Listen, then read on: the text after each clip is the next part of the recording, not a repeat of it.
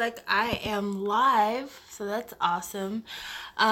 Instead of filming the video for my Boys Over Flower review ahead of time, I decided I would do it live, and that's what my test from earlier in the week was about. It was me wanting to go live to do this review of the first 4 episodes of Boys Over Flowers. And if I sound weird, I'm sorry, I'm drunk. I've been drinking this evening, but that is because Boys Over Flowers has got to be one of the most infuriating K-dramas I have ever watched in my life. And I mean that with all of the sincerity in the world. There's a lot that I find extremely problematic, and I've been trying in my mind to remind myself that this series is 10 years old. So it's not going to be perfect. It's not going to be super modern. It's not going to have a lot of the conscientiousness that I expect a drama nowadays to have. But it is so painfully awkward for me to watch that I haven't been sure how I was going to review it. And I kind of regret promising that I was going to do this series because it's just so hard. I found myself yelling more than one time, pausing more than one time, trying to figure out what the hell am I watching and why am I watching more than one time. So what I've done to help me, aid me in this process is I've been writing it down. Hey, Lupe! I've been writing down my thoughts about the series in my little booklet here, my little show-all booklet. I started with, it's page 5, is Boys Over Flowers episode 1. So I don't know if you guys can see, but down here it's page 5. Over the course of 4 episodes, I got all the way to page 65 because there's just so much. There's just so much. So let's start with probably the most problematic thing for me. Hey, David! The most problematic thing for me in this entire series has got to be the violence from Jonghyun towards Jan-D. There have been so many episodes where he either crowded her to try to force her into a kiss, he snatched her shirt collar to try to choke her up because he was upset, he sent boys to harass her, and in, I think it's episode 2, it looked like they were trying to rape her. It was just so much, and the fact that this was a mainstream Hallyu phenomenon is shocking to me. Because there is so much violence, there's so much misogyny, there's just so much overall like ignorance and anger and so many things that I find to be super duper problematic. But what I thought I would do, because I know me and I know how emotional I get about certain topics that were brought up in the episode, is I wanted to make sure I did at least 2 or 3 things. One of the things I wanted to do is I wanted to make sure I did not allow myself to harbor ill feelings towards any of the actors playing their roles based on things that happened to them in real life, and I think you guys know who I'm talking about. I also wanted to make sure that I kept in perspective 10 years ago, this is fantasy, this is not real, in order for me to be able to continue on with this and do what I needed to do as a review. Now I've written almost 50 pages worth of notes for this, so I can start reading my notes a little bit, I guess, until people are ready to chime in. But let's start with episode 1 with Jan-D coming onto the campus of SHINee Academy. Apparently SHINee Academy is this school that was built by the founder of SHINee Corporation. So his kids, grandkids, would have a place to go where only the best of the best can go, and you can't even buy your way into the school. You kind of have to be born into it. So Jan-D is on campus to deliver dry cleaning to Minha. That's who she's sending dry cleaning to. Minha, meanwhile, is this young man who receives a red card in his locker and has to endure a day of his classmates whooping his ass. Like chasing him into the bathroom, spanking him, beating him, chasing him through the hallways, spanking him, beating him, and eventually he finds himself on the rooftop of the school. And on the rooftop of the school, he is ready to jump to his death. And people have cell phones out, they're ready to see it, like they're ready to go. And it is incredible to me, first of all, this is the beginning of a drama, and people are like, yeah, this is totally believable, acceptable, whatever. But Jan.D shows up to try to get payment for her dry cleaning services, and he doesn't kind of take her seriously because he's just so done with everything, and he proceeds to try to jump off the roof. And Jan.D, who must be a secret bodybuilder, manages to catch him in mid-jump to keep him from falling off the building. So already, suspend your belief system, because this guy, let's say this guy weighs maybe 140 pounds. I'm making him super duper light. For him to have jumped up in the air and about to fall, the momentum that it takes to catch him mid-fall, and this girl's maybe, I'd be surprised if she's 95 pounds, to catch him, wow. Wow. But somehow or another, she manages to catch him mid-fall, and she becomes a press darling. She's on the cover of every single newspaper. Everybody wants to know about her, and also everybody wants to vilify the inhabitants of Shinhwa Academy, as they should, because somehow or another, all the pictures of this incident came out. So I imagine that either they came out because there's secret cowards who were afraid to step in when they saw that things were getting too real, but didn't want the outside world to know that things were so rough at Shinhwa, or there were people who sent these pictures to their friends to laugh about the incident, and more like sane-minded people said, oh, we need to send this to the press. Either way it goes, Jan.D causes a problem PR-wise for Shinhwa, and they offer her a swimming scholarship to go to the school. Now, this school has got to be the most non-teacher having school I've ever seen in my life. In the course of 4 episodes, I think I've only seen 2 teachers total. One teacher instructing a bunch of painting kindergartners, and a second teacher that was like a business teacher instructing the F4. There's hardly any teachers here.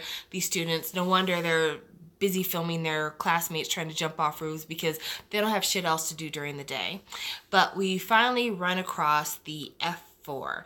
Jan.D first runs across one of them when she is looking for the swimming pool and ends up in the forest, which, I mean, you know, indoor swimming pool, outdoor forest and trees, it doesn't seem like they'd be on the way, but she's out here in the forest and she sees Ji-hoo, who is played by KHJ, and like I said, I have to not talk about him.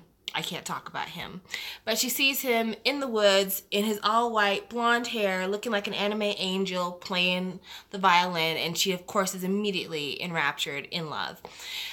She makes her way into the school, and that's when she first gets the entrance of the F4 and their permed hair and their stylish looks, and that's when we first see Jonghyun for the first time, and he is a mega asshole. He spills juice on some kid who's wearing a similar shirt to him, which he counted like to 3, I guess, for the kid, and it's like, okay, count to 3, but even if this kid wanted to pull the shirt off, he wouldn't have got it off in time. But I mean, it seems like day after day she encounters all the school being enraptured by the asshole tendencies of the F4. I mean, if it's not them pouring juice on some kid, it is them taking some girl's heartfelt homemade cake and shoving it in her face. I mean, these guys are fucking pieces of work. Now, it doesn't help that they are like the creme de la creme of Korean society. One of them is the grandson of a former president of Korea. Another one, his family is basically, you know, the caretakers of Korean history through the museum system. Another one, his family is both deep into construction and the mafia. And then you have the Shinhwa group, which is basically like the Samsung group in real life. Like that's where you would correlate it, you know? And so, of course, the whole school takes their lead, including the queen bitches. I have to talk about them. I have their names written down. It is Ginger, Sunny, and Miranda, which I'm so done with them. So done with them. But yeah, you know, everybody is following after the F4, and Jan.D is like, these guys suck, because that's what normal people think. And she's like, you know, I just want to avoid them, and if I do run into them, I'm going to cuss them out. Not even realizing that her infatuation boo, Ji-hoo, is a part of the F4. So they keep having these weird interactions. Like there's this stairwell where she likes to shout and he likes to take naps. I don't know. But they have some pretty strange interactions. Somehow or another, she makes friends with this 50-year-old woman named Minji. And I say 50-year-old because the girl's face, it just doesn't look natural. But she becomes friends with Minji, and Minji and her are hanging out, having a good time. And Minji accidentally kind of trips and falls, and her ice cream falls on Jonghyun's shoe. When that happens, that starts a whole chain of events of, Jonghyun telling Minji to lick his shoe, which, fuck you. Minji refuses to lick his shoe. So then Jandy, well, actually, I take that back. Minji didn't refuse to lick his shoe. She kind of got frozen and got ready to do it. But Jandy's like, no, girl, fuck that. You don't need to lick his shoe. Who does he think he is? Jonghyun, of course, has not been used to having somebody talk to him like that. And, of course, oh, what? You don't recognize my superiority and you dare talk back to me? Jandy's like, not only am I going to talk back to you, but take this ice cream to the forehead. Well, of course, they're not going to stand for that. And she gets a red card, and the entire school, because there are no teachers, decides to throw eggs at her, decides to put her desk in the hallway, all kinds of shit is happening. And, I have to say, it was really hard for me watching the stuff happen to Jandy, because on the one hand, I felt like she was the only person in the entire school who was willing to stand up to the F4, but at the same time, it was her big dumb face, because her facial expressions, I die watching her. It's just so awkward and so cartoonish, but also she's never quite all the way strong, if you will. She definitely has this attitude of, what injustice is, and definitely recognizing injustice for what it is, but it doesn't seem like she has a lot of belief in herself. And I can't help but think a lot of that comes from her family.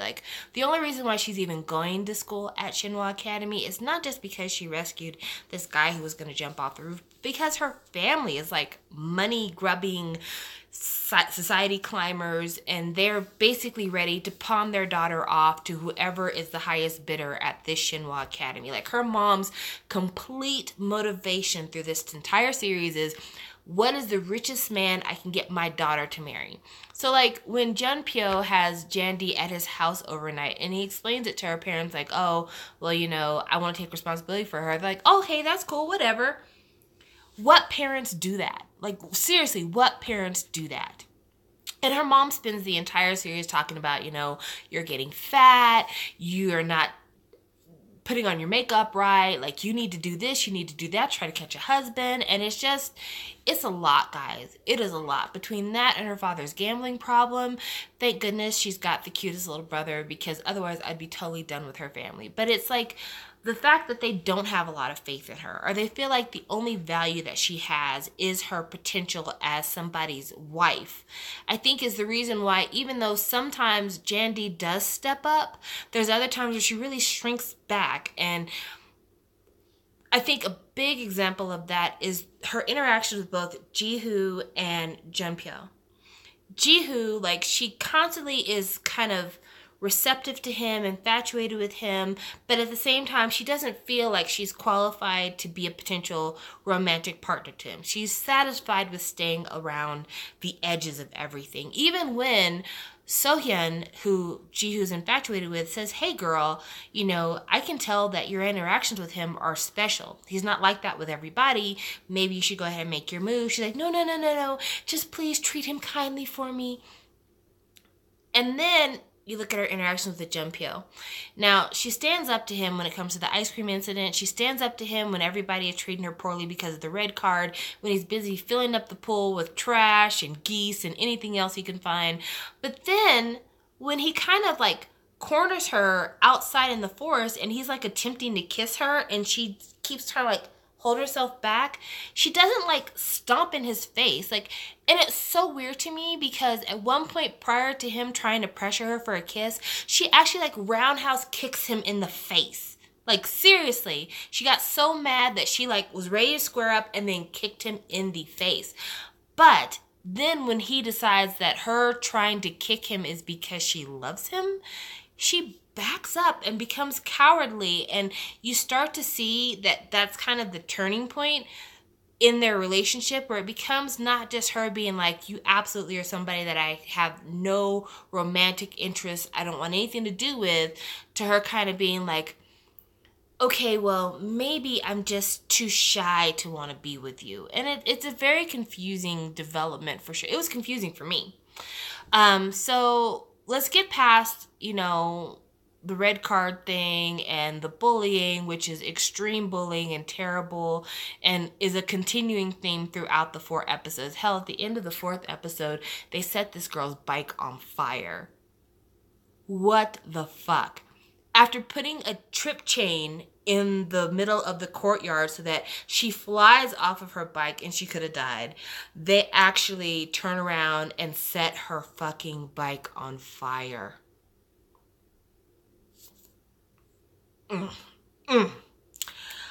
Anyway, so Jandy's got this weird relationship with Jonghyun. Like, on the one hand, her and Jonghyun,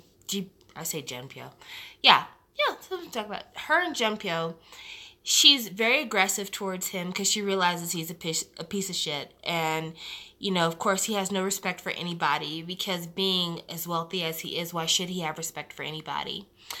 But Jandy also feels like, well, maybe he's misunderstood. And that seed is planted by the character of Sohyun. Sohyun basically explains like, oh, well, they're really good kids. They just have had some hard times. They've been hurt. So you have to excuse that they've been hurt. Okay, well, I get that hurt people hurt people. I totally believe that's true. But at some point, you have to take the reins back on your life. And it can't continue to be an excuse that the reason why Jonghyun is so intent on torturing Jandy and treating her roughly is because he doesn't know how to treat a woman. I mean, there's movies, there's films, there's books. There's got to be some way for him to understand that that's not the way you treat people you care about. But we have all of these social events that we have to go through to further demonstrate how weird their relationship is. So there's some class trip that costs $20,000 to go on, and Jonghyun is convinced that Jandy's going to show up to this class trip when instead she was planning to go to, I think, Jeju Island or something to make a little money. So he waits at the airport for her to show up to go on this European cruise. She doesn't show up, which, again, I mean, he already had propositioned her earlier in the series, like, hey, I could spend $100,000 on you every day if you want to be my mistress. Again, wildly disrespectful. Now, he already is trying to throw money at her because he understands she doesn't come from money. But then he expects her to have the $20,000 to go on this class trip. That's crazy. It doesn't make any sense. But he rents this huge yacht, boat, or whatever because he realizes she's not going on the trip. And he invites the entire school to come along. Then from this yacht, while she's on this like dinghy with her friend Gao, who is my favorite character so far, her and the psychic restaurant guy are my favorite people so far. He stands on this yacht and is just like totally berating her, talking about how terrible she looks, how poor she must be. Then he invites her to go to this party, dance, whatever, welcome back party for Sohyun. And again, just insults after insults after insults. Then he sees the queen bitches, Ginger, Sunny, and Miranda, beating up on Jandy, and again, doesn't step in to help at all, and then gets mad and bitter when he sees Jihoo and Sohyun standing up for her. Like, it's just this constant, like, I want to do everything for you, but I don't want it to be taken as me being nice to you.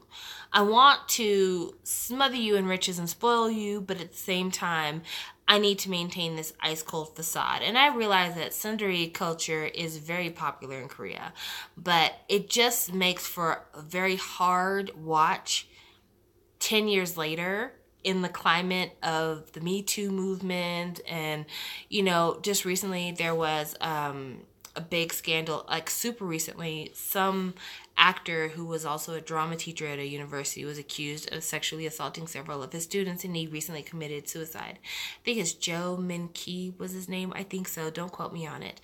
But in the environment we have now, it's very difficult to watch someone be as mean and ruthless towards somebody that they consider to be someone they have a love interest for.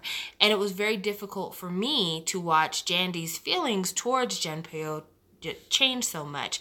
Her feeling towards Ji-hoo, on the other hand, I got those.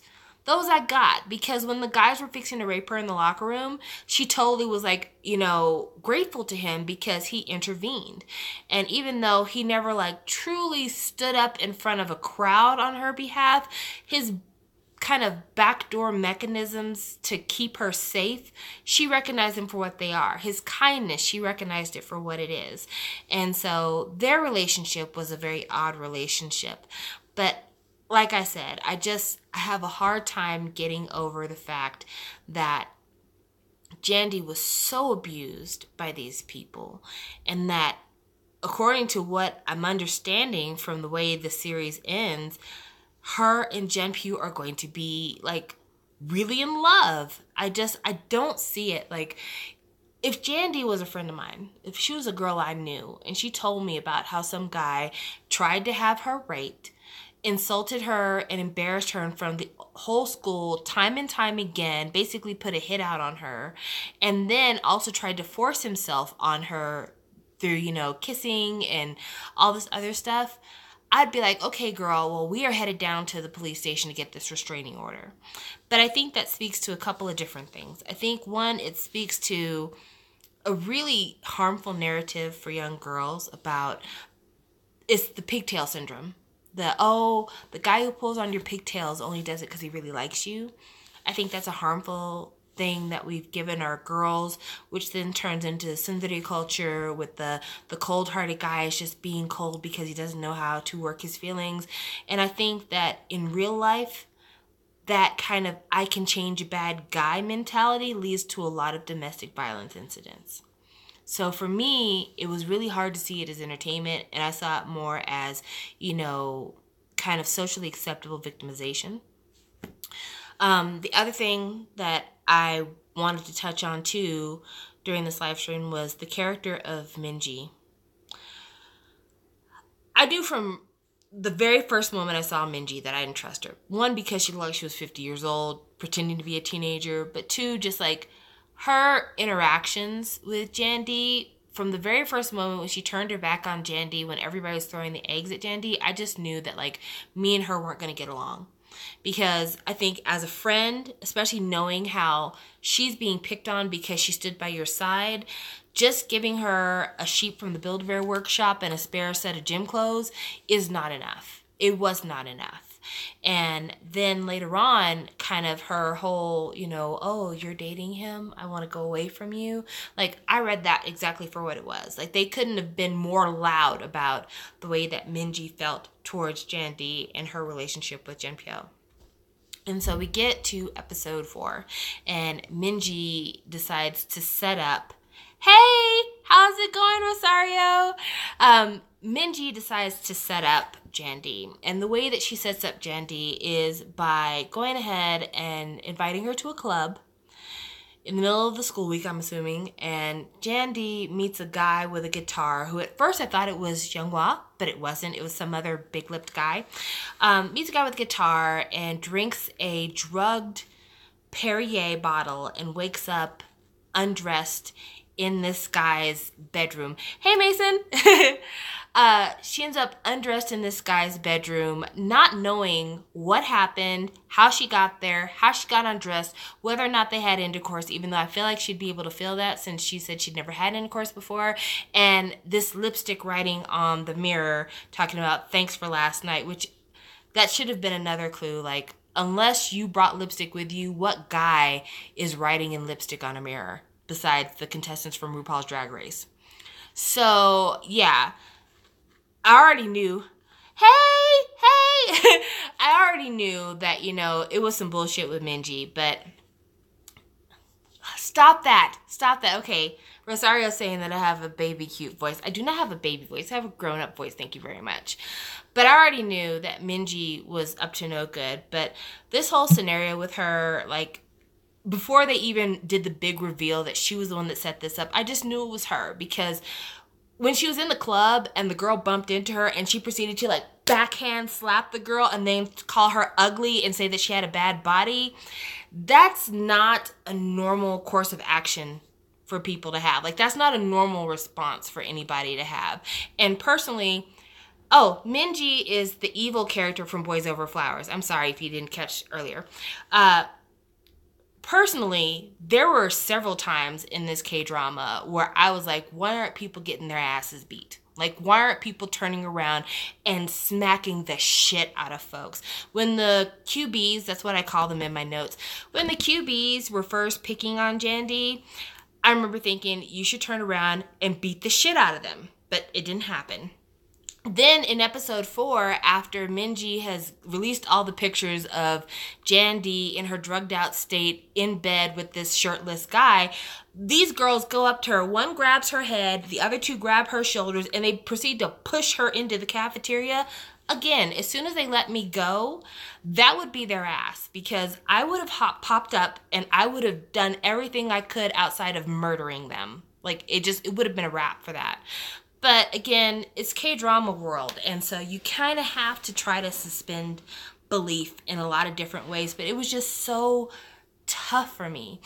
And again, I think it's just from years of watching other dramas, watching the way that dramas have evolved, I couldn't deal with it. Yes, I've never seen Boys Over Flowers. This is a rewatch. Okay, so if you're just now joining me on the live stream, I'm talking about Boys Over Flowers because it is one of the most fundamental K-dramas that I have never watched. And so I just got through watching episodes 1 through 4, which I don't recommend to anyone. And I'll have to watch episodes 5 through 8 in order to be able to do next Saturday's live chat. But you guys, it is rough going. It is rough going because I just don't think that half of the plot devices, hey Jade, I don't think that half of the plot devices in this series could ever be recreated today. And it kind of makes me curious about the other incarnations of this particular series, because this is based on Hanayuri Dango. Is that how it's pronounced in Japanese? I'm sure I'm saying it wrong. But anyway, it's based off of the Japanese manga. And I think that it was first televised as Meteor Garden. And I kind of want to watch Meteor Garden now. Honestly, I kind of want to watch it because I want to figure out if it had as much of the violent overtones in that adaptation as it does in this one. Because, I mean, people trying to jump off roofs, people about to get raped, people being drugged. Hey, Alex! People being drugged, people being assaulted left and right. Like, all of these things, I just feel like there's no way that had to be present in the first adaptation. So, I mean, we'll see what happens. Hey, Raul! But it was just very, very hard for me to go through this. But again, like I said, I'm trying to keep an open mind. I'm trying to realize that this was 10 years ago, and a lot of the issues that would be unacceptable today were acceptable then. And I'm also trying to allow myself to just see it as entertainment. Not phrase it and craft it into a real life situation, but really make it about the entertainment value. But this has been very tough to watch. And I hold on to the belief that eventually people will get what's coming to them in one form or another. It's just got to be, because right now I'm fuming. I'm furious. It's impossible. I hate everybody. Except for Gaul and the psychic friend at the restaurant. Those are the only two people I don't hate. I prefer Boys Over Flowers, the J-drama. Okay, cool. So the J-drama version of this actually works. That's good to know. Thank you. I need to talk about a couple side characters that I haven't mentioned. So I've mentioned Minji, who is the snake friend. She's the Taylor Swift. And then I have mentioned Gaul, but only by name. Gaul is Jan.D, the main lead female. It's her best friend since preschool. They work at the same restaurant together. And the reason I like Gaul is because she asks the real questions and she makes the real decisions. The only time she really ever led Jan.D wrong is when the queen bitches told Jan.D they were going to a costume party, so Jan.D dressed up as Wonder Woman. And it was like, okay, Now, if these bitches who have been nothing but mean to you the entire time try to give you the inside scoop on what kind of party this is, why would you listen to them? Like, seriously, it was one of those Legally Blonde moments, like literally the same thing. And I was like, okay, don't be that stupid, girl. Don't be that stupid. But yeah, Gao, other than that lapse in judgment, she totally goes off on Yi-jung about the fact that he wants her to be the voice of reason for John D. And it's like, get the fuck out of here. You know, my friend is not going to be a plaything for all you rich chabos. So, you know, don't try to give me any kind of advice when she never asked for this. So I was like, that's right, girl. The psychic guy in the restaurant, his character doesn't say much, but every single thing he says is absolutely valid and essential. He knew that they were going on their trip before they found out. He knew that somebody else was holding the camera during the setup scene. He knew that there was a tattoo, which he mistaked for dust. Like this, I don't know what his character's name is, and I have seen him in several dramas before, but I can't remember his name. But like, as weird and kind of on the fringes as he is, he hasn't said a single thing that I have disliked. Like, he has been spot on, and I would love to see his development over the course of the series. So I think I've gone off as much as I need to about the series. So at this point, I'd love to hear from you guys. If you have any questions for me, if you don't want to talk about Boys Over Flowers, we can talk about other stuff too, but just, you know, give me some comments and let's talk about some stuff. I do have one thing I actually can talk about with you guys that has nothing to do with Boys Over Flowers, and it has to do with this thing that I got in the mail.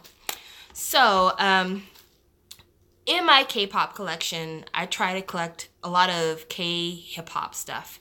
And there was one glaring exemption from my collection, and it was Zion.T's YG release. I don't know. I guess I was one of those people that when Zion.T announced he was going to YG and him and Crush kind of fell out as friends, I really wasn't in a rush to get his release.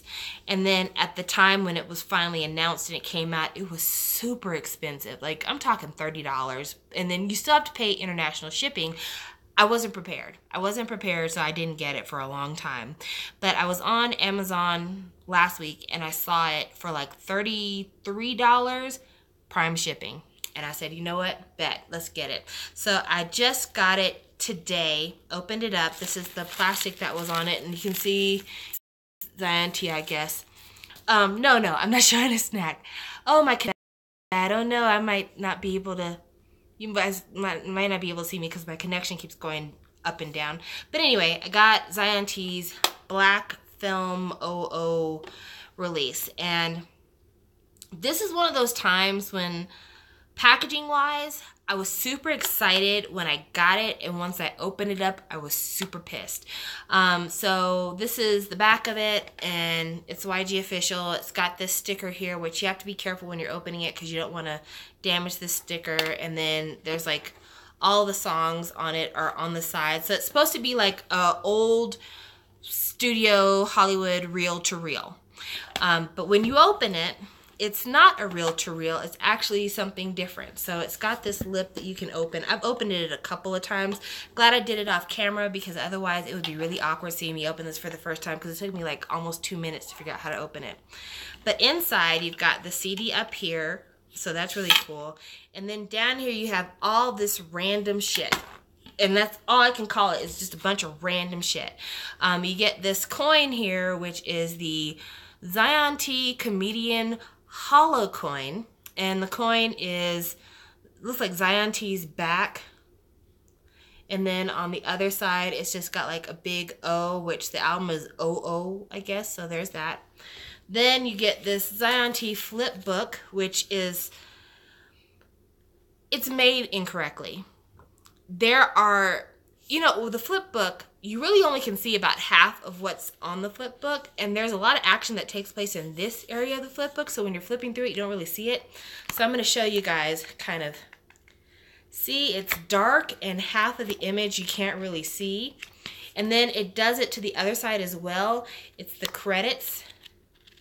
It's supposed to look like movie credits, but you're actually supposed to flip it this way from the other side, so look, it's scrolling. Again, this was not very impressive, but what really made me mad about all of this, and you're going to see it as I show you everything else, every single item inside of here was damaged. And this is brand new. That's why I showed you the plastic, because I wanted you to understand this was brand spanking new, never been opened before. All of the corners are all damaged, and not because I've been flipping through it crazy, but because of the canister. Because the canister is round, these are square things, so all the corners of the square things are bumping it up against the sides of the round thing. The CD. I've never played the CD, guys, and it is firmly locked into the top of the lid. Like, it doesn't go anywhere. It wasn't falling off when I got it. I mean, it's firm.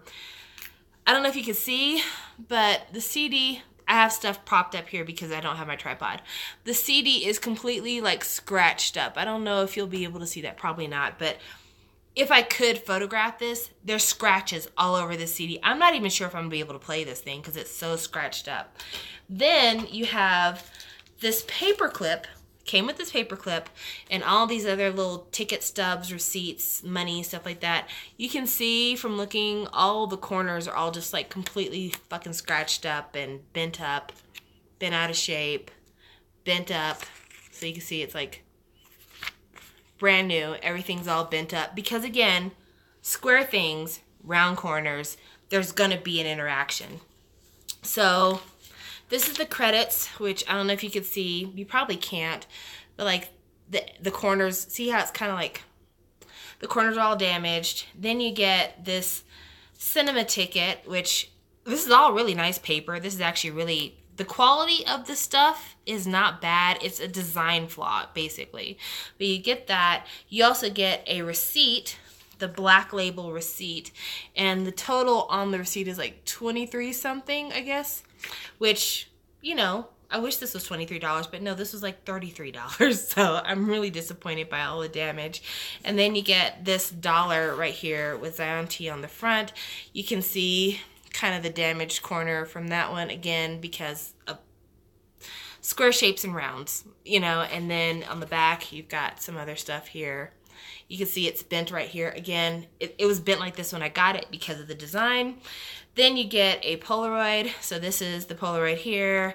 This is the back of the Polaroid, which YG loves doing Polaroids. They love doing fake Polaroids. I think they've had at least 3 or 4 different releases of that. But this is probably the biggest damage. Look at that corner on that Polaroid. It's completely split. Not only that, but the Polaroid is actually like bent. Brand new. It comes with some stickers, which I'm not really a sticker person, so there's nothing I can really do with that. And then it comes with this tissue paper. And this, the scrunchy look, that's the way that the tissue paper came. That's just the way it came. So yeah, now I've paid a lot of money for a lot of things when it comes to K-pop, K-hip-hop. I recently bought Rad Museum's Scene CD, and I think I paid close to $40 for that. I'm not proud of myself, but I am proud of the music. But this was one of those times when I was already kind of leery about buying this because, like I said, when Zion.T went to YG, I kind of was like, I'm not too sure. But for so much of this to come damaged at a 30+ price tag, it's just unacceptable. And I can't be the first person who's run into these problems with this particular album. Like, again, I don't know how well you can see it, but look at that. Look at that totally bent up, dinged up corner. Like that's brand new. That's the condition. So yeah, you know, that's Zion.T's Ooh album. And there's nothing that I can do about it. I mean, I'm not going to send it back.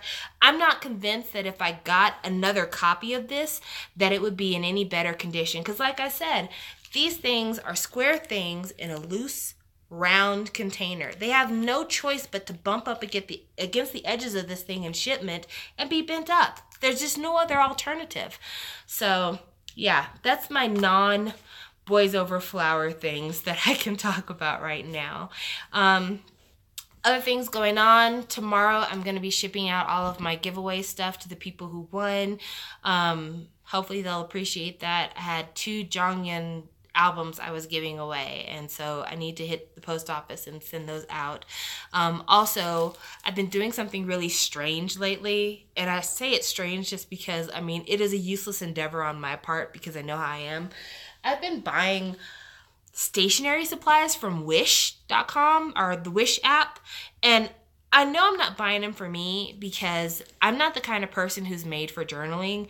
I think I just got them because they're cute, and when I was looking at them, I was thinking about different people who I'm friends with here on YouTube that do journaling that would appreciate these things.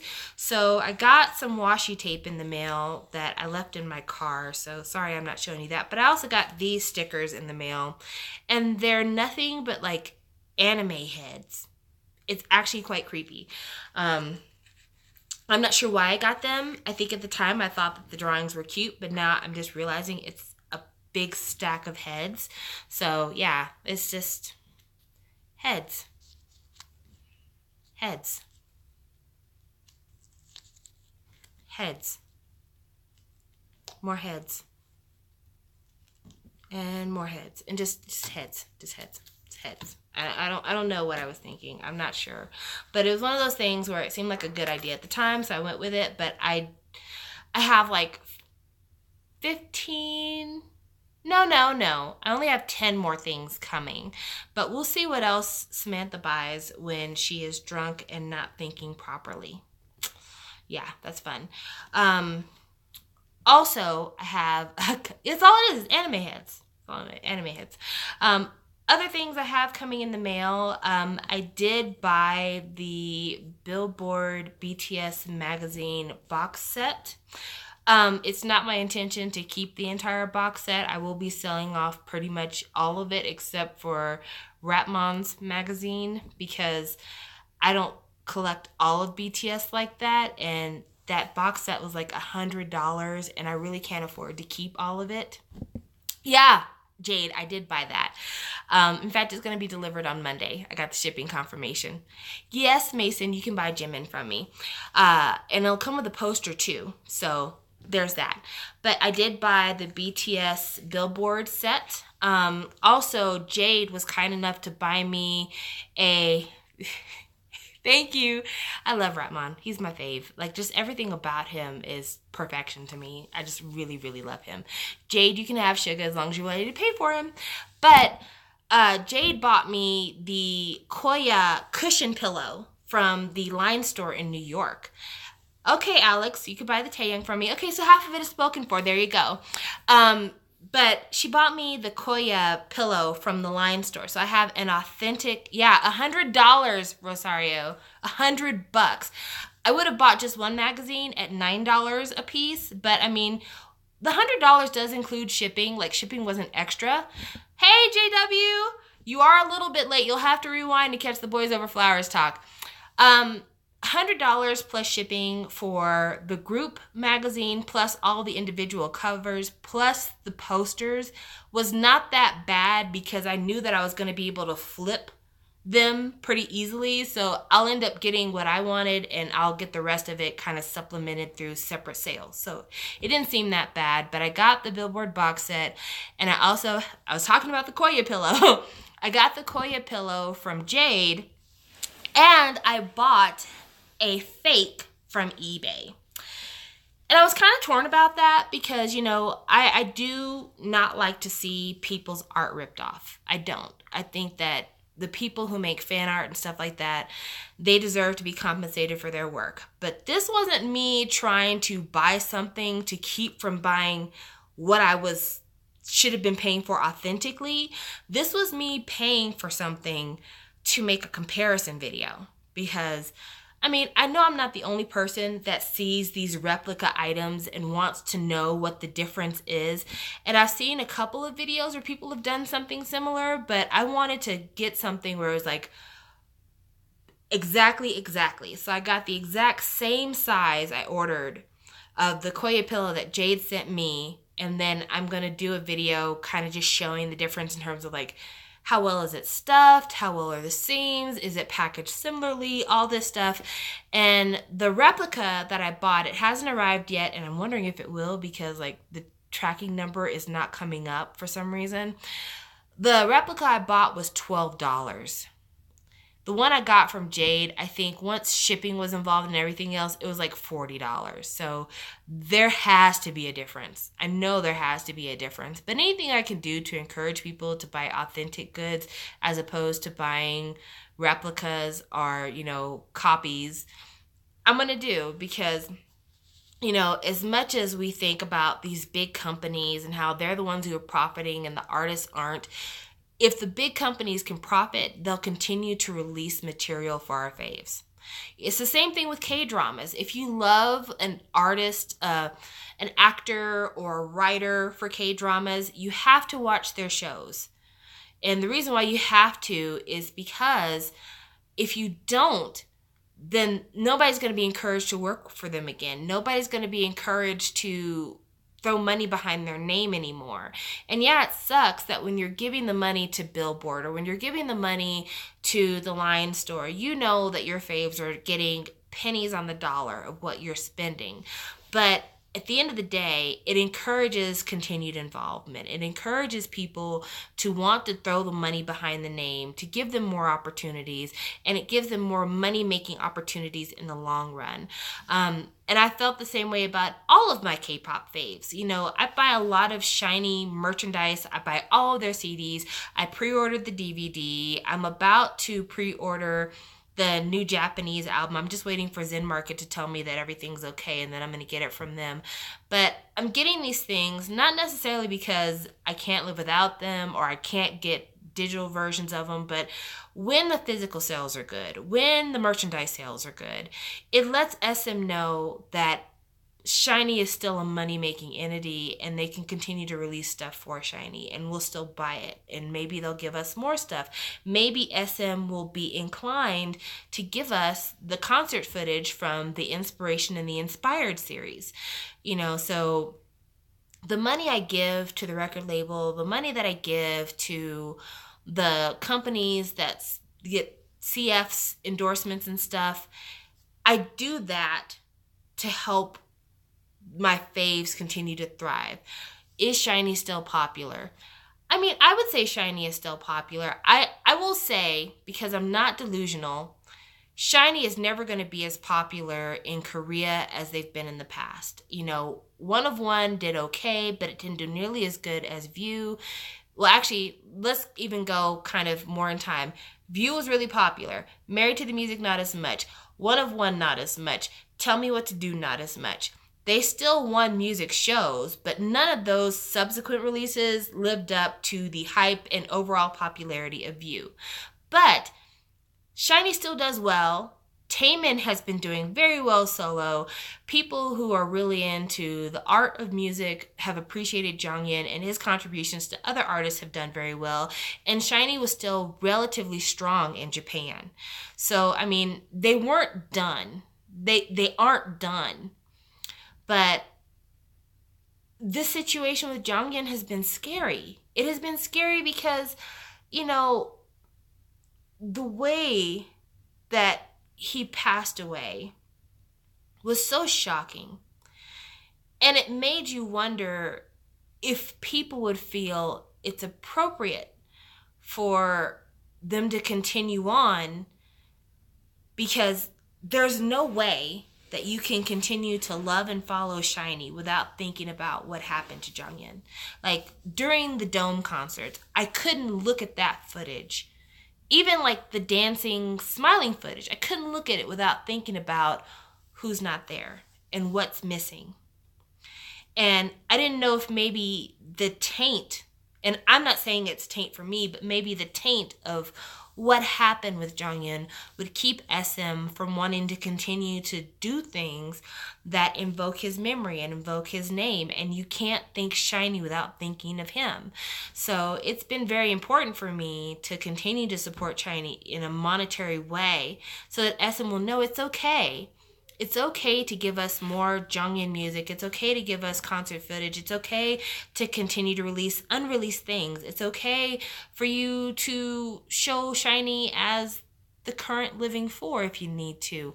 But I know it's hard. I know it's hard for them because you don't want to be disrespectful and you don't want to seem like you're a grave robber and you don't want to seem like you're utilizing someone's tragedy to make money. But for me, and this is just me talking for me, I think that the things that Jonghyun did while he was living that were intended for public consumption should not be hidden. Because during his lifetime, he created those things for public consumption. That's why the video release of SHINee and the release of Poet Artist to me was not distasteful, because he filmed that video for us. He made that album for us. When you look at the video of Before Our Spring, there is film quality footage of Jonghyun. And it's filmed like there was a professional camera crew and production setup for this. So I have to believe that there is a DVD of the Inspired concert that was supposed to be released. That there was a DVD of the Inspiration concert that was supposed to be released. It just never did happen. But I believe these things exist in the SM vaults or whatever, and I'm hoping that by seeing the reception that they get for Jonghyun's Poet Artist, and seeing the way that people have rallied around the Dome concerts, and seeing the way that people are pre-ordering SHINee's The Best From Now On, which is their Japanese album. It's coming out April 18th. But hopefully that will encourage SM to say, okay, people are okay with us giving them Jonghyun content. It's all right. There's no backlash here, so let's give them the remainder of what we have. And that remainder needs to include SHINee's last Korean album is 5, in my opinion. And I know that that's an unpopular opinion, but if you've been following SHINee as a group, you know that there is a last Korean 5 album. And you know that because SHINee was scheduled to have a comeback in Korea prior to the scandal that originated August 12th, 2017. So there is music. There was a concept, probably. There was material there. And because of what happened with ONU, that stuff got pushed back. And so public opinion being what it was, those things weren't released. And then with what happened with Jonghyun, again, there was probably a little bit of up in the air, like, what are we going to do? But now, like I said, with the release of Poet Artist, with the reception of the Dome concerts, with the reception of the SHINee World 5 in Seoul, that's a huge risk for SM. That is a big leap for SM, because that's the last concert footage, unless we're going to get a SHINee World 5 in Japan, some of the last concert footage of OT5. And I think us supporting that lets them know that we're okay with getting everything else, as long as it's not, done in a distasteful way, which it hasn't been so far. I think that SM needs to feel comfortable to give us the rest of it. And that's my take on things completely. But yeah, just thinking about Jonghyun, it's still really hard. It's still really hard. And I know there's a lot of people who still can't listen to the album, still can't watch the videos, listen to the songs, can't go back in the past, and can't listen to the future. And I get where they're coming from. On my timeline, I follow a lot of Shawwals, and they still show pictures of Jonghyun, and he looks so happy and healthy, and he looked like he was really loving his life. And it is still hard. It's still hard. But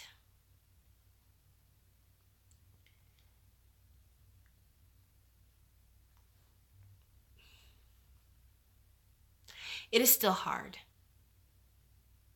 But I choose myself not to get lost in the grief of the circumstances of why I don't have him anymore. I choose to live in the things that I do have, in the presence that I do have. And I have a lot of Jonghyun still. I have a ton of it. And I have so much that's intangible that is Jonghyun. I have the laughter of the Hello Baby moments. I have all of the parody videos that people made. In fact, I was just watching the parody video that Valente did of Replay. And I have our nicknames for Jonghyun. And I just have so much. And so I choose, my personal choice, I choose to live in those forever captured smiles. And I choose to live in those laughs. And I choose to live in not necessarily the past, but the emotional headspace that I occupied in the past. I choose not to live in a reality that's steeped in grief and longing and regret, because there's a tad bit of that, definitely. I was watching the episode of Knowing Brothers that SHINee was on, promoting One of One, and Jonghyun was telling the group that he wrote a novel, and they asked him what it was about, and he said it was about depression, and everybody laughed, but you could tell that Jonghyun wasn't really laughing, and that was hard to watch, because at the time I didn't see it for what it was. And now, of course, I see it, and it's heartbreaking. It's heartbreaking. But again, I choose not to live there. I choose not to live there. I choose to live elsewhere. And where I choose to live is in the excited Jonghyun of One Fine Day on his solo trip to Japan. And where I choose to live is in Jonghyun's tears of happiness from winning their awards and winning their music shows. And that's where I plan to be for the remainder of my time with him. I plan to stay there. But I understand where other people are coming from, for sure, because it's not an easy place to stay. Every once in a while, I get out of that zone and I remember what I've lost, and I have to push myself back there. But that's where I plan to stay and where I choose to stay. So that's that. That is that. Okay. And then just like a last thing that I kind of wanted to talk about here, since we've already been going on an hour, so why not, let's just talk about it. I said I was going to make a video about the socio-political thing in Black Panther that really stood out to me from watching the movie. And I'm going to talk about it briefly here, because every time I've been trying to film it, I just feel like I go off on 15 different tangents and I can't ever reel it back in. So maybe because I know that I've been on with you guys so long, I'll finally be able to pull myself in. But watching Black Panther, for those of you who are unaware, I am from a place in the United States that is known for the mixture of ethnicities, a little state called Louisiana. And my family has lived there, both sides of my family, mother and father, forever. Their families live there. We are from some very small towns in the backwoods of Louisiana. And my sister, my older sister, she's my half-sister. We have different dads. We're actually related through our dads. Like, it's crazy. It's crazy how backwoods and isolated that community is. And within that community, there's a lot of different color spectrum when it comes to African Americans. But one thing that we all have in common is that we're all Black people. And when I say that because when I was growing up, when I would go visit the older people in my family, they would always tell me, you know, it doesn't matter how light you are, how dark you are, you're still Black. And so you need to know your place to stay safe. And I know that sounds like my elders might have been Uncle Tommying or whatever else, but actually it was a way for them to keep me safe, because the white people in that area of the country if they felt like a black person was at all threatening to them, they would neutralize the threat. And they would neutralize it in a way that was very dangerous for the person that they felt was threatening them. So, I was always told from a very young age, if you see a white person, whether they be young or old, always use yes ma'am, yes sir. Always make sure that, you speak when spoken to, that, you toe the line. And I absolutely have done that. And I did that in the course of visiting my elders in Louisiana. I did that through the course of my time living in East Texas, when people would pull up to my office with a huge Confederate flag hanging out the back of their pickup truck. I kept my head down and I remained polite even in the face of disrespect, because I knew at the end of the day I needed to keep myself safe. And so I always felt a kinship and a camaraderie with other black people, no matter what your color was, because I felt like we were all dealing with the same struggle. So fast forward a little bit to, I go to college in East Texas, but I'm at college at a city kind of between two major metropolises. There's Dallas on one end, there's Houston on the other. And it is the first time in my entire life I'm exposed to actual African Americans. And when I say that, I mean like black people whose family came from Africa. Like their parents still have accents. They have grandmothers and grandfathers on continental Africa. We are first generation African Americans. I never ran across that in my life. Because like I said, my family's from the backwoods of Louisiana. So we weren't exposed to that kind of international presence. So I meet them and I don't think anything of us being different. Again, growing up with the one drop rule, all black people are black people, so we're all the same. And it wasn't until I got to really know some of the African American students that I realized that they grew up with a totally different narrative than me. They grew up with a narrative that black people are not African Americans because we're not from Africa, closely from Africa, I guess you could say, and also because our bloodlines have been so kind of intermingled with Caucasian Americans, European Americans, but also they held a lot of stereotypes in their mind about what black people were like. And those stereotypes are very similar to some of the racist rhetoric you would hear as a black person in the South from white people. And when I first found out that this was a belief, I was really sad and very hurt, because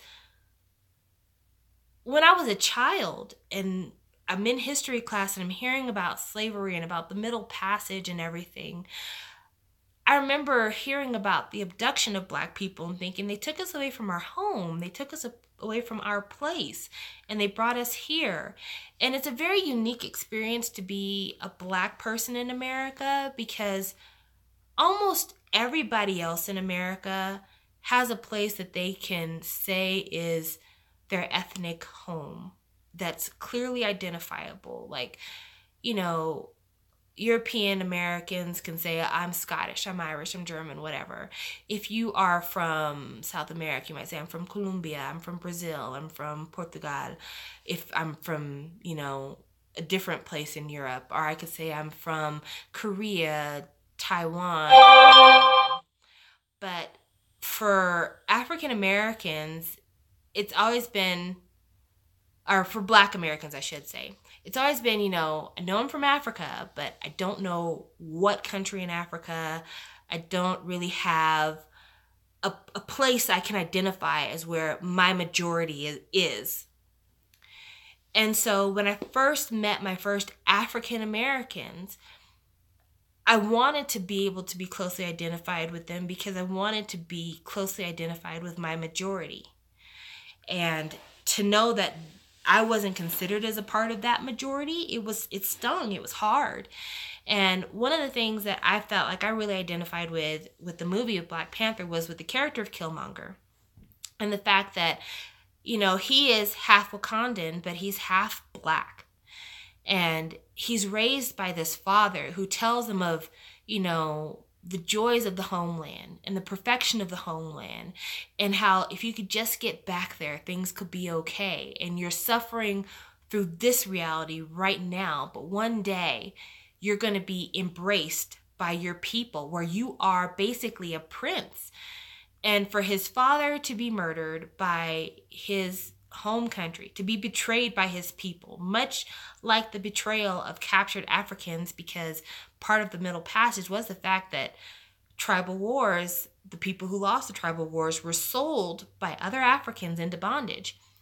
To be betrayed by your people and then abandoned to a place where you're not the majority, where you're telling people of the perfection of a land that all they see is what people see on the news today about Africa: wars and famine and starvation and poverty. You know, that was probably a hard reality to grow up with. But then finally, you've done everything you can to prove yourself worthy to go back home and to be embraced, and you're met with skepticism, and you're met with hostility, and you're met with a lack of acceptance. And it's a bitter pill to swallow, because even though you are a descendant of this land, you're not one of us. And no matter what you do, you'll never be truly one of us. And that was something I picked up from the movie. Not saying that I thought that Killmonger's character was right, but it was one of those things that I think it proves the point that you have to have different perspectives in the writing room, because I don't necessarily think that this is a story that people outside of the African diaspora could have accurately captured in such a subtle way for entertainment value, but in such a deep way. But yeah, that was the thing about Black Panther that really touched me, was that, you know, where is our home? And it's something that I do in my spare time. I watch a lot of videos of African American Black people taking DNA tests to kind of see where they're from. And I find it very interesting when I watch a lot of the DNA tests that, you know, a lot of times the DNA test, they'll pinpoint exactly where your Caucasian heritage is from in Europe. Like, it is Scottish, Scottish, Irish, Spanish, German, Austrian, Polish, whatever.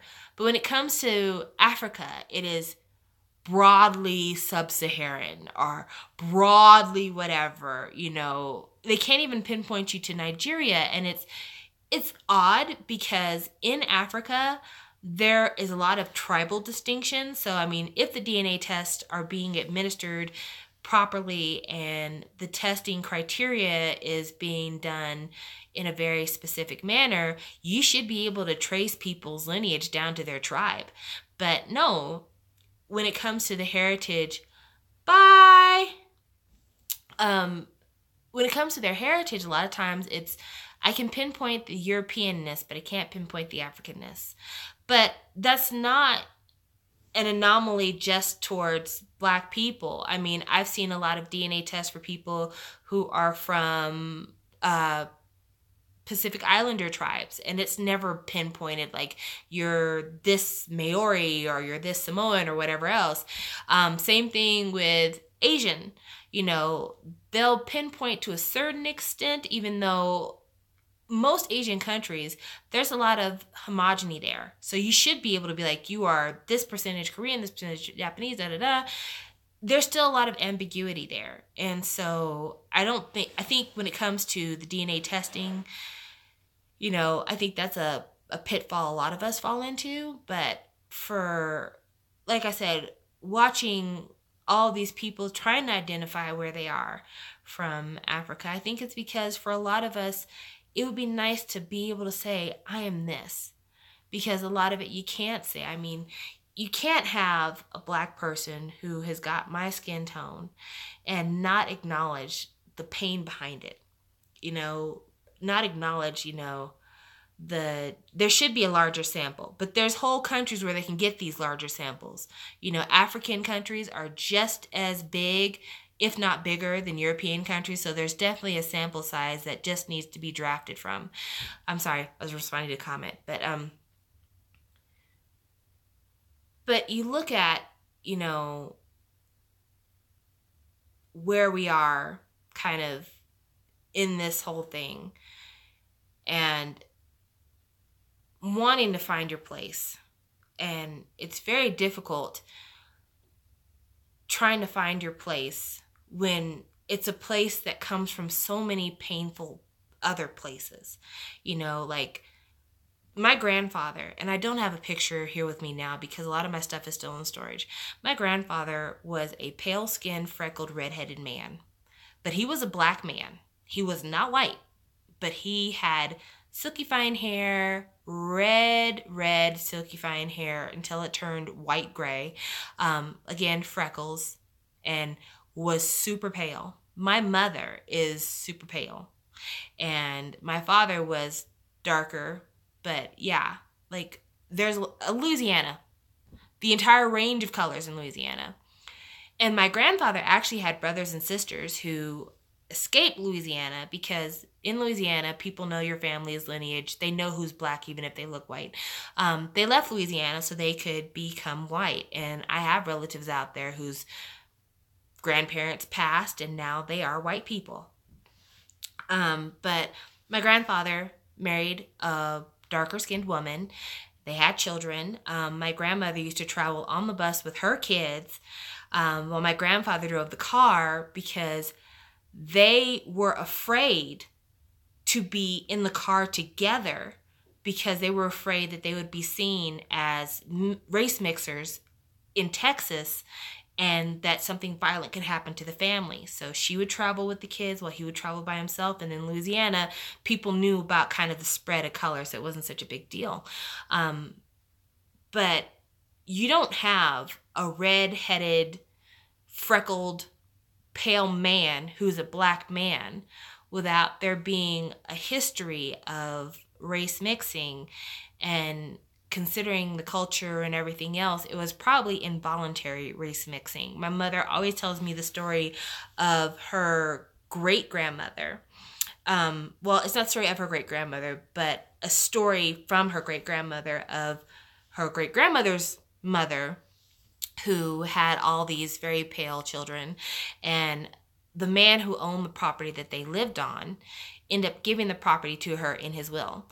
But prior to that, when he was still alive, he would go visit her house and he would say to her husband, "Nigga, go out in the field." And her husband would leave the house and this man would visit with her for a couple hours.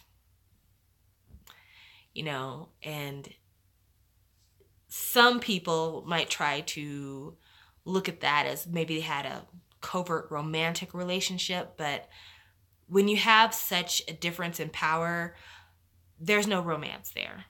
There's no equity in a romantic relationship there. So yeah, you know, that was my takeaway from the Killmonger character in the Black Panther movie and kind of the socio-political thing that I saw in the movie. And especially, like, one of the things I really liked about the movie was Lupita Nyong'o's character. When she wanted to use the power and the technology and all of the tools of Wakanda to free oppressed people without necessarily taking over and making them the new oppressor, she just wanted to give them an even chance, to give them some fairness, to alleviate the pain in the world.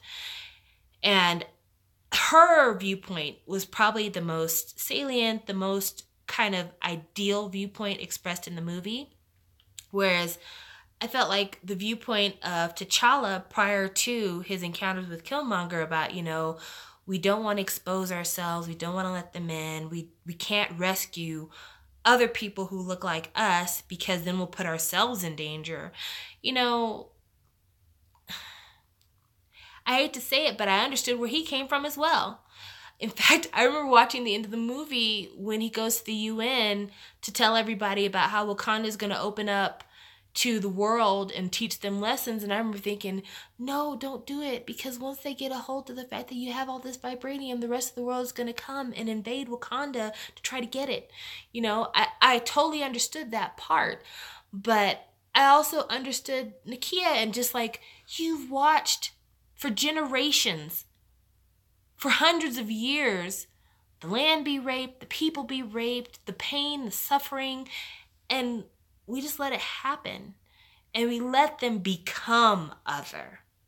And that's the thing too, like being a Black person and having us be viewed differently than African Americans by people from Africa. We became other once we left the continent. And that is also a really painful thing to take in, is that once we were loaded onto these ships and sent off, we didn't exist as a part of their tribes anymore. And that's painful. That's really painful to think about. But yeah, that's my Black Panther chat, and we have been chatting now for 1 hour and 15 minutes. Oh my gosh, it's such a long time. So I guess probably I need to get off in the next 15 minutes just because a lot of you are probably sleepy. I see a few even gone, but if you have a question for me, please let me know now so I can answer your questions. I've been reading your comments off and on during the live chat, but yeah, if you have a question for me, please give it to me because this is our time. Your question might be, why is your hair all tied up? Because I relaxed my hair today and currently it is wrapped and wet, and so I can't just have it exposed to the elements. You know, I have Black hair and it takes special care, and that sometimes means that on the weekends I look crazy in order to look gorgeous during the week. But yeah, questions. Give me questions. Otherwise, I guess we can call it a night. You know, it's whatever. I was going to talk about form of therapy. Beauty is pain. Anything I'm looking forward to this coming week. I'll be honest with you. I have had a hard time keeping up with K-pop stuff lately. I've been trying to catch all the NCT stuff, and I find it incredibly rude that these children have been so vulgar. But I have meant to listen to Mamamoo's new song. You know, I know that we're kind of all over Mamamoo at this point, which is a shame. It is a shame that they went from being kind of this underrated sweetheart to everybody loves you to kind of everybody kind of turning their backs on Mamamoo. But I mean, it's not for lack of reason, obviously, but at the same time, it is sad. So I meant to check out their stuff, but I haven't yet. I just checked out Yoseb's new song and his new release.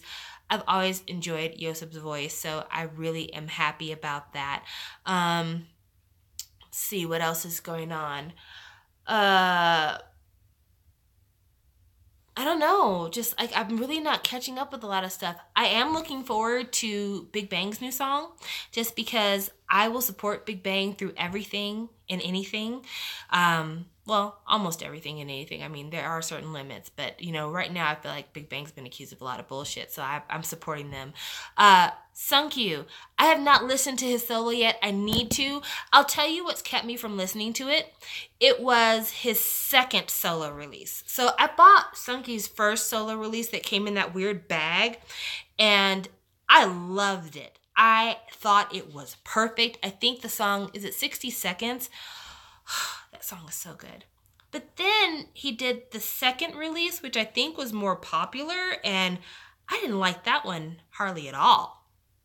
There was a lot of flaws to that. And even though he did the video that a lot of people say was influenced by the Sewol Ferry incident, I didn't enjoy it. I didn't enjoy it. And that really kept me away from getting into this new solo. But I am going to listen to it because I've got Infinite Friends, In Spirit Friends, and I've got to listen to that. But yeah, Big Bang, you know, I support them, and I'm gonna be into them. So it doesn't matter.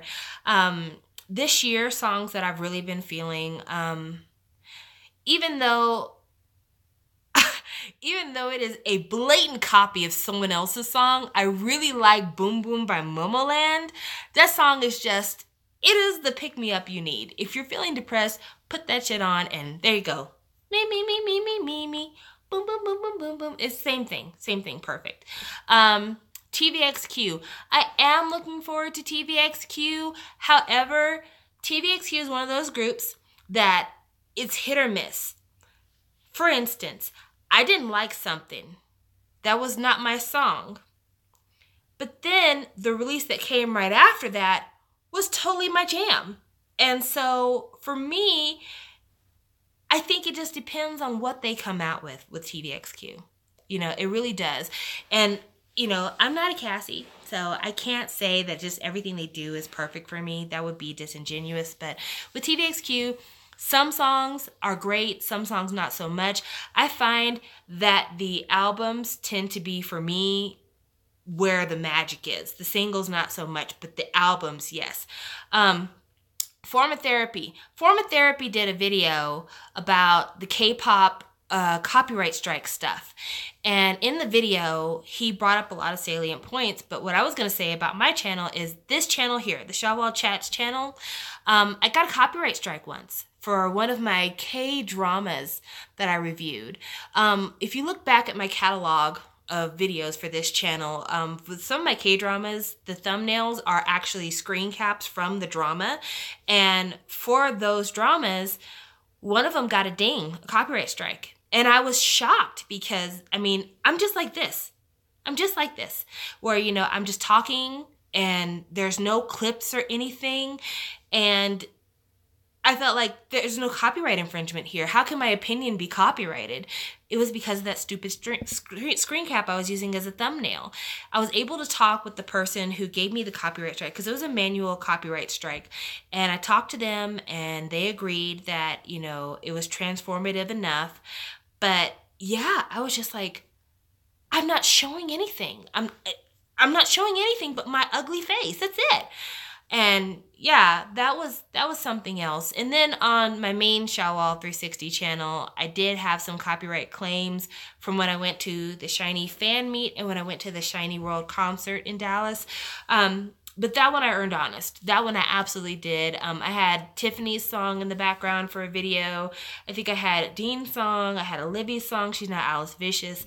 Like I had music in those videos that didn't belong to me. And so I wasn't surprised that I got dinged for those, but those were not monetized.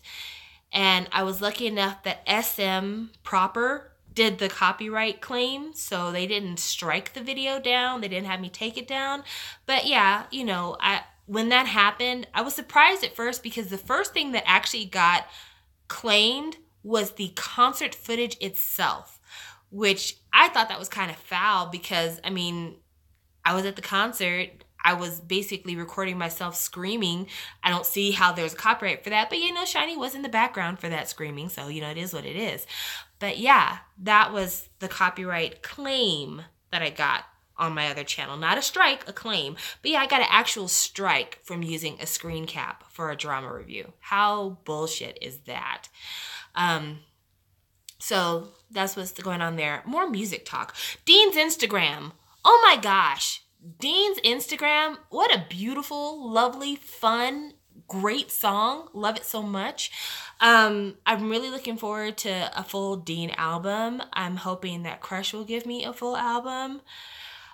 So that would be nice. Heartwarming moment. I don't know if you guys saw it on Twitter. Zion.T and Crush hugging each other. Crush.T. You know, I always wondered about that situation. I always wondered about that situation with him. And it was right around the time that Zion.T joined YG that him and Crush kind of fell apart. Crush deleted all their stuff on Instagram. I think Zion.T did the same thing. And then you saw Crush and Dean in concert together and all this other stuff. And it was like, okay, so Crush.T has split up. But then like 2 weeks ago, I guess, there was this footage from a concert that showed Crush.T like hugging it out. And like Zion.T has been through a lot lately. Like the stuff with Jonghyun really hurt him hard, but watching him hugging Crush, you could tell Crush was like, it's going to be okay. It's going to be okay. And Zion.T, look, he was just falling apart, you know, like, oh, I'm just so glad to have my friend back. Please hold me. So yeah, I mean, it was nice to see that. Hopefully this means there'll be some more collaborations, because as much as I love Crush with Dean and Zico and Penamiko and all the Fancy Child stuff, there's just something really magical and special about Crush and Zion.T. Like from the very first moment I heard them together on Two Melodies to everything else that they've done with each other, features on each other's songs, they're just a duo that I treasure. So I was really glad to see their friendship restored. even if they don't do any music together, I'm glad to see their friendship restored, because you can't make music like they did without there being some kind of connection there. And for them to go so far as to delete each other's photos off Instagram, there was some genuine hurt there. It wasn't for publicity. And I'm glad to see that they're making their way back to one another. I really am happy for that. I'm happy to hear about all the K-pop dating news. Get it, Susie. I mean, this girl's living our dreams. What else am I happy about? I don't know, I'm happy about a lot of different things, Just, I choose to stay happy in general. Life has so much bullshit out there for you. So why not just cling on to the happy, shiny things, if you will? The shiny thing. But yeah, music, I'm trying to get into things here and there. I'm looking for more K-hip hop stuff, honestly, because the K-pop stuff. So here's my awkward confession. I still haven't been able to cling on to 101. I want to, because I see how much joy it brings Jazzy. And it makes me want to have that same joy. But I just can't do it. And I'm not prepared to watch both seasons of Produce 101. I barely liked IOI. Barely. And I haven't been following the splinters of IOI as they go from Gugudan to Wikimiki and all these other things. But with 101, I wanted to love them because I wanted to embrace the redemption story of New East. That's why I wanted to love 101. But I can't. And I don't know what it is. I'm having a block with 101. I've been having a block with 17. There's just a lot of things I haven't been able to catch. And so that's why I think it's taken me out of the scene, because there's so much publicity and talk about those particular groups that the ones that I do recognize, they don't get talked about that much. And it makes me feel like I'm being pushed out of the genre. It really does. But yeah, I really want to like 101. I really, really do. And I don't wish them ill will. I haven't been able to get there with them. And then, you're right. They're going to disband anyway. So, it's really hard to make yourself fall in love to know that you're just going to be hurt later on. I think that's probably the reason why I didn't decide to continue to follow the unit, and why I never gave that YG show Mix 9 a chance. I wasn't going to do that for me. But I want the best for New East. If nothing else, I just want the best for New East, because Canvas and QIz were so incredibly underrated. Those albums are gems. The fact that I don't own them shames me to this day, and I need to get them. But those albums, they're just beautiful. They're beautiful, well-crafted, well-sung. They're awesome. So New East, for them to have some of the best releases of their career be just not talked about by anybody, I wanted them to resurge through this show. And I'm glad that it happened for them. I'm grateful that it happened for them. Oh, you know what? There is a K reality show that I eagerly hope will come back one day. I don't know if it ever will, but when are we going to get another season of Unpretty Rapstar? I need it. I need some more female rappers up in here, because the ones that did rap are all singers now. So I need my female rappers. Where is Keesum? What happened to that girl? Where is she? What is she doing? Where's Jessie? What are you doing? But yeah, I need another season of Unpretty Rapstar.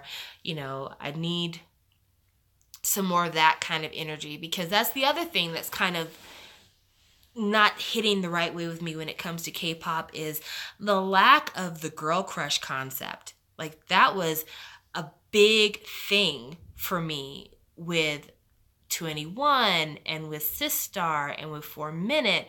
It was women who embraced their power, their sexuality, their age, their looks, and didn't seem like they were molding their concepts based on what men were looking for.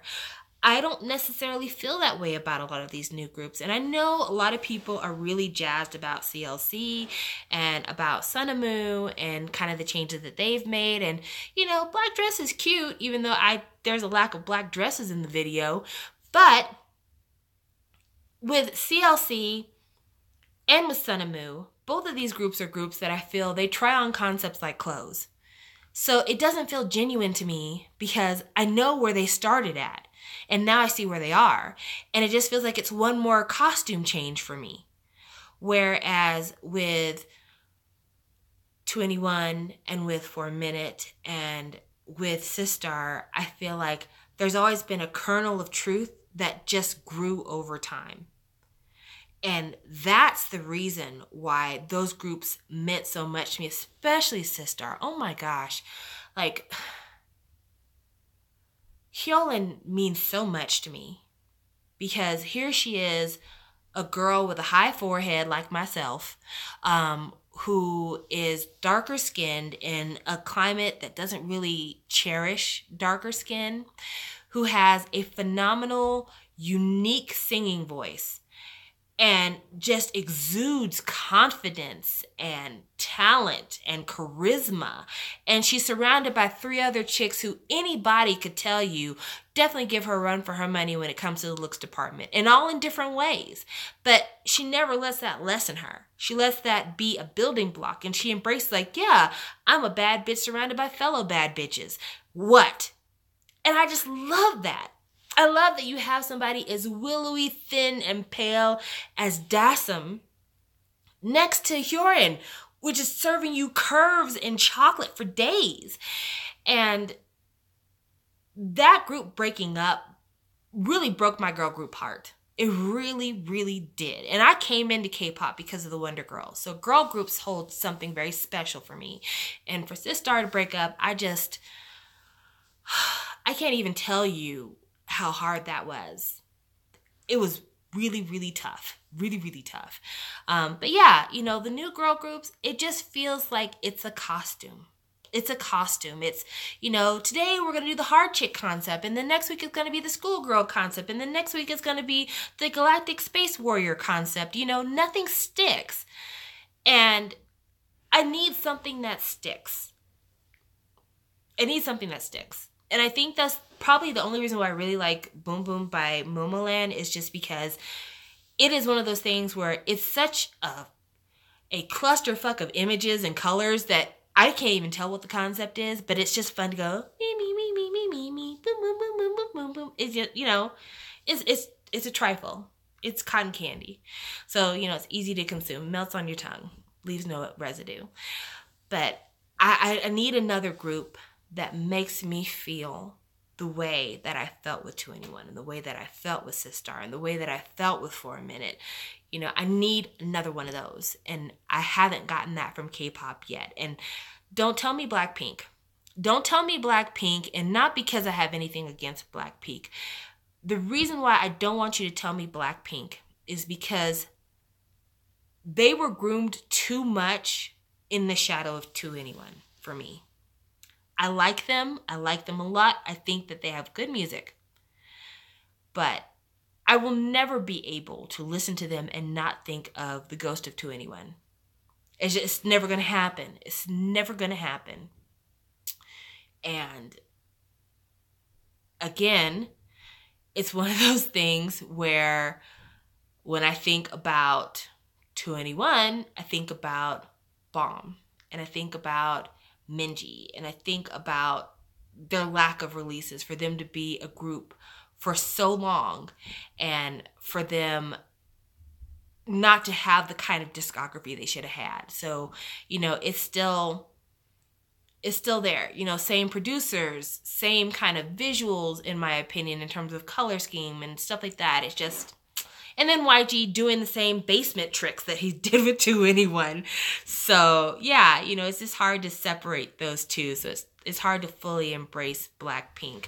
But yeah, you know, I mean, Rosario, I get where you're coming from about liking different concepts. And I like different concepts too, but I feel like no matter what the concept is, there has to be kind of a core identity for a group.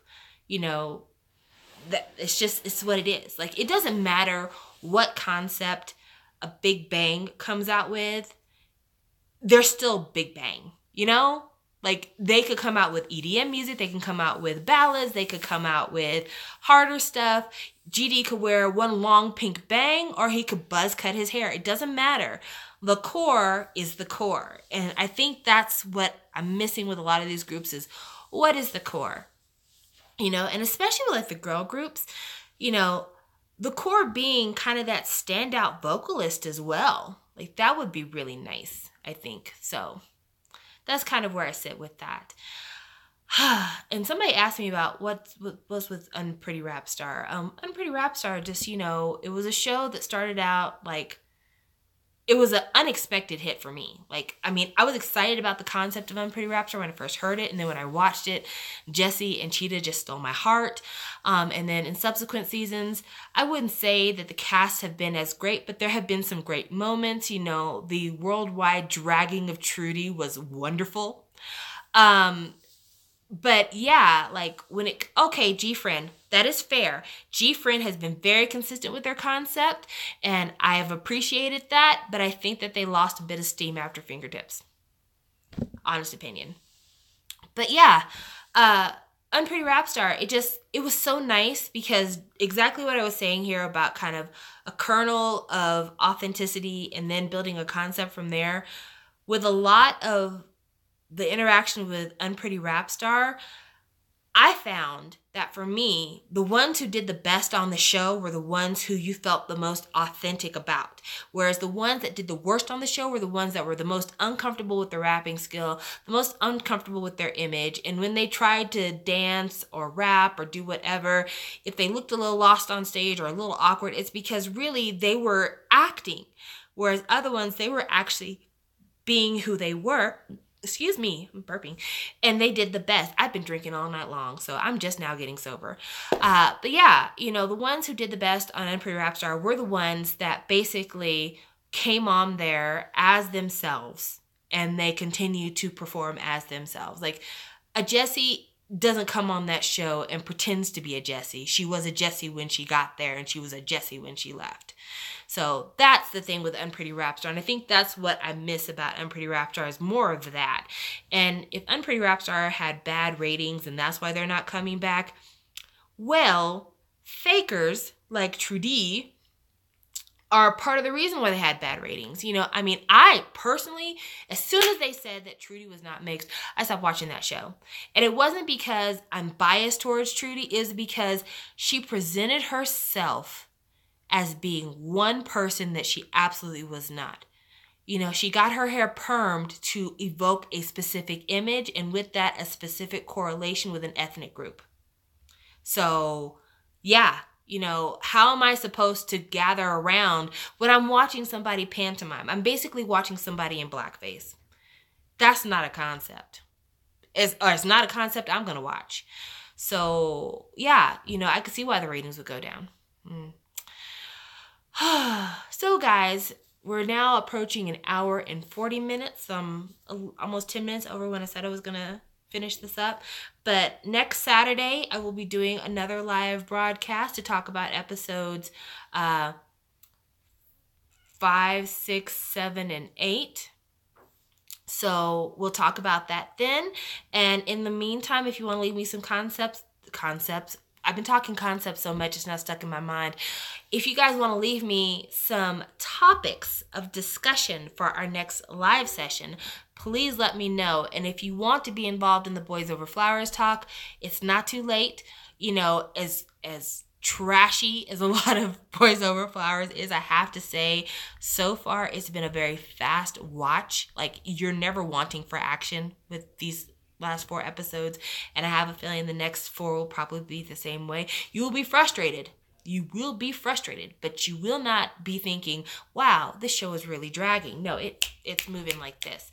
But yeah, I'm going to be watching episodes 5, 6, 7, and 8, and that's what I'll be talking about with our next live. And then, like I said, random stuff I'll be talking about.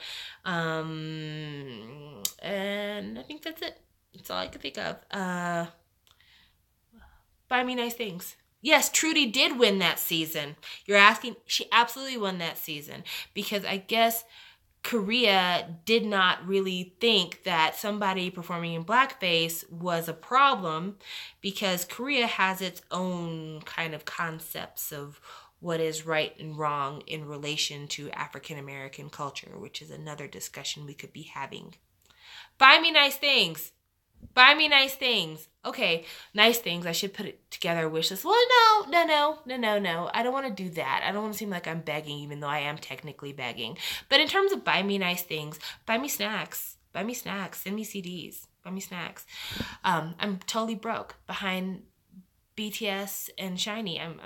I'm living on air. I'm gonna get super thin because I've spent all my food money on K-pop. That's my life. All right, so I'm trying to figure out how I end the live stream. I'm not sure because there's like no buttons here for me to tell what I do. So if I do the X, I don't know if that cancels everything or what. But thank you for joining me this evening.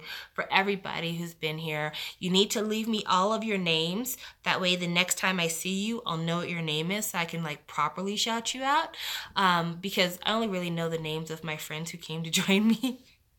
But thank you so much for this. It's been really, really nice. This was a good time, and still contemplating the whole podcast thing. Haven't done much more with it. I've talked to Mason a little bit about it, and maybe it'll be me and him, but I'm not sure. But yeah, you guys, thank you for joining me. This has been a lot of fun, and I will see you, if not before next Saturday, then I'll see you next Saturday. God willing. Help us all. Thank you so much. Bye, guys.